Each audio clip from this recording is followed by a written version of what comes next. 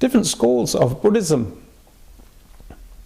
have many different ideas about the nature of Buddhist training. In the Third Noble Truth, the Buddha talks about what he calls Nirodha, which we can call the channeling, the redirecting, the mastering of the energies that tend to come up in us when we're in those difficult situations that he calls dukkha. And how are we to master those energies? This is the big question in Buddhism. And so each school of Buddhism has its own preferred methods.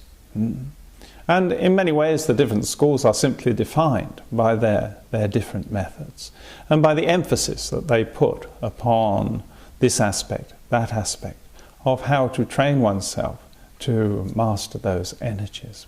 In the Pure Land school, the emphasis is certainly on practice. Pure Land is seen as a practice school, but there's also a very substantial emphasis upon the fact that what's really needed in such situations is to keep your nerve.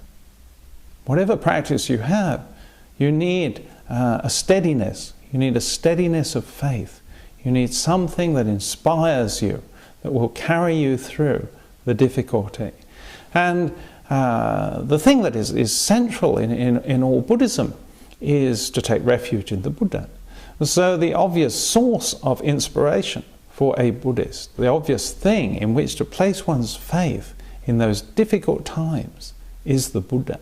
So our practice is to constantly bring our mind back to the inspiration given by the Buddha, to the faith that we have in that inspiration. And that's our form of Nirodha.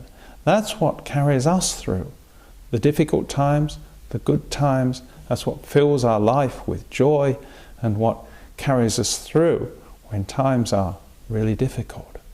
So, faith is a very central element in what Nirodha means. I would say for all Buddhists, and very particularly so for Pure Land Buddhists.